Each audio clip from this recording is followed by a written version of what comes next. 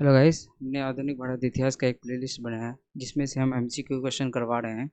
जिसमें हर टॉपिक का, जैसे आधुनिक भारत इतिहास का बहुत सारा टॉपिक है, उसमें हर टॉपिक वाइज हम 10-10 क्वेश्चन करवा रहे हैं, बहुत ही इंपॉर्टेंट, जो बीपीएससी एग्जाम में, सिविल एग्जाम में, जो टीआरई 4 एग्जाम में आने वाला है या टीआरई 3 में पूछा गया बीपीएससी के एग्जाम के थ्रू ही। तो उस सारा क्वेश्चन हम 10-10 क्वेश्चन आपको इस वीडियो के माध्यम से करवा रहे हैं। अगर आप उस प्लेलिस्ट को अभी तक नहीं देखें तो प्लीज़ उस उस प्लेलिस्ट को आप चेकआउट कीजिए, फिर इस वीडियो को आप देखें, पूरा वीडियो को देखें, आपको समझ में आएगा कितना अच्छा कंटेंट है आपके लिए है। ठीक है, आज का टॉपिक है ब्रिटिश शासन में भारतीय अर्थव्यवस्था पर प्रभाव, क्या प्रभाव पड़ा था। चलिए, आज का पहला प्रश्न है, भारत में ब्रिटिश शासन के दौरान भारतीय कुटीर उद्योगों का पतन प्रमुख कारण क्या था। भारतीय कृषि का विकास, ब्रिटिश निर्मित वस्तुओं का भारत में आयात, सिंचाई सुविधाओं का विस्तार, भारतीय व्यापारियों का संरक्षण। इसका सही उत्तर हो जाएगा बी। इसमें क्या हो जाएगा, इस बी हो जाएगा ऑप्शन सही। और इसका आपको रीज़न भी बता दिए हैं कि ब्रिटेन में जो औद्योगिक क्रांति के बाद मशीनों से बड़े पैमाने पर सस्ता माल बनने लगा, ब्रिटिश वस्तुओं के भारत में प्रवेश से भारतीय हस्तशिल्प और कुटीर उद्योगों को भारी प्रतिस्पर्धा का सामना करना पड़ा। कंपटीशन बहुत हाई हो गया था।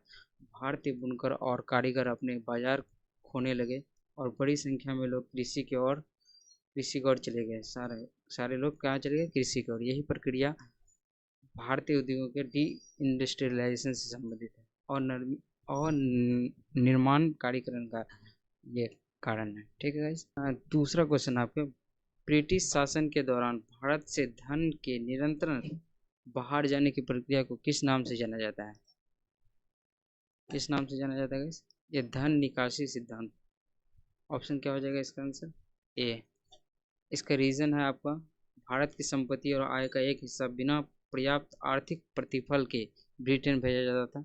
दादा भाई नौरोजी इस प्रक्रिया को ड्रेन ऑफ वेल्थ के रूप में समझाया। इसी कारण भारत में उपलब्ध पूंजी पूंजी कम होती गई और आर्थिक विकास प्रभावित हुआ। अगर आपको भी इस वीडियो स्लो लग रहा है तो आप 1.5x में भी देख सकते हैं, 2x में भी देख सकते हैं, आपको जैसा इच्छा जैसा लग रहा है वैसे में देख सकते हैं। ठीक है, तो तीसरा क्वेश्चन है कि धन निकासी सिद्धांत था को व्यवस्थित रूप से प्रस्तुत करने वाले प्रमुख भारतीय राष्ट्रवादी कौन था गाइस। दादा भाई नौरोजी, महात्मा गांधी, बाल गंगाधर तिलक, गोपाल कृष्ण गोखले। इसका सही उत्तर हो जाएगा ए।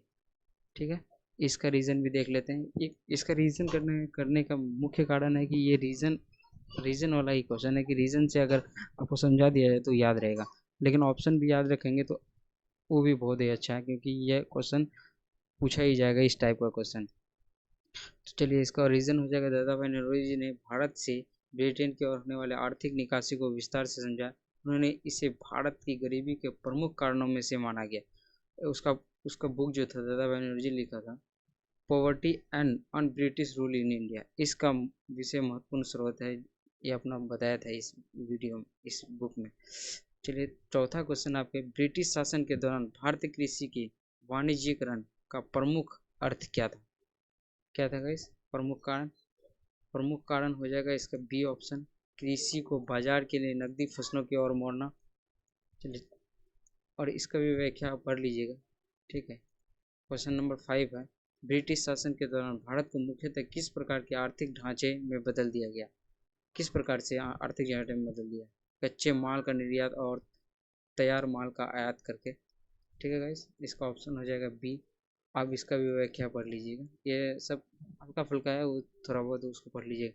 ब्रिटिश शासन के दौरान अविनिर्माण डी इंडस्ट्रियलाइजेशन का प्रमुख प्रभाव क्या था।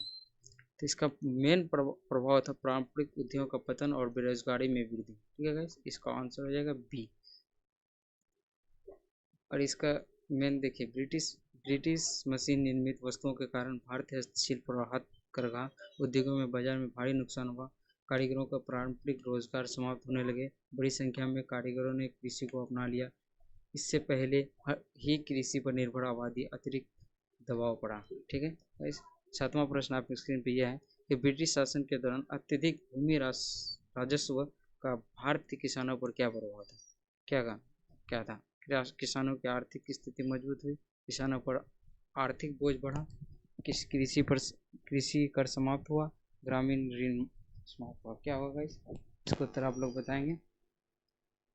इसका सही उत्तर हो जाएगा आपका किसानों पर आर्थिक बोझ बढ़ा।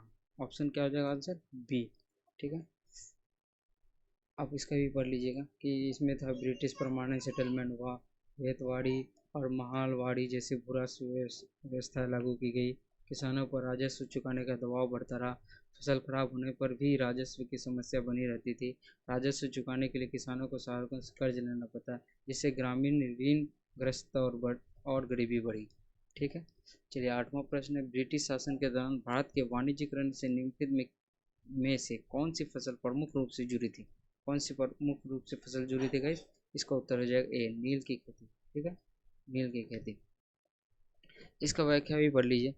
नील ब्रिटिश काल की महत्वपूर्ण नकदी फसल थी। इसका उपयोग नीले रंग की डाई बनाने में होता था और यूरोपीय बाजार में इसकी मांग थी। बंगाल और बिहार के किसानों पर नील की खेती का दबाव डाला गया। इसके विरुद्ध में 1859 में 60 नील विद्रोह हुआ। नील से संबंधित इस प्रकार से आरबीआई इसमें पूछा जाता है। ये सब क्वेश्चन आरआरबी एनटीपीसी जो भी महत्वपूर्ण एग्जाम उसमें पूछा जाता है। ठीक है गाइस, और 9वां प्रश्न आपकी स्क्रीन पे है, ब्रिटिश शासन के दौरान भारतीय अर्थव्यवस्था औपनिवेशिक स्वरूप के प्रमुख व्यवस्था क्या थी। क्या देगा इसका सही उत्तर जाएगा बी, ब्रिटिश आर्थिक हितों की प्राथमिकता। ठीक है, इसका आप पढ़ लीजिएगा, व्याख्या रीजन इसका पढ़ लीजिएगा। फिर 10वां प्रश्न, आज का लास्ट प्रश्न, ये पीवाईक्यू के बेस में, जो ब्रिटिश आर्थिक नीतियों के कारण भारत में किस समस्या में विशेष रूप से वृद्धि हुई थी। किस व्यवसाय में विशेष रूप से वृद्धि हुई थी, आप बताएंगे गाइस। इसमें हुआ था ग्रामीण गरीबी और बेरोजगारी में। इसका सही उत्तर हो जाएगा बी, ग्रामीण गरीबी और बेरोजगारी में। इसका रीज़न है क्या, देख लीजिए आप।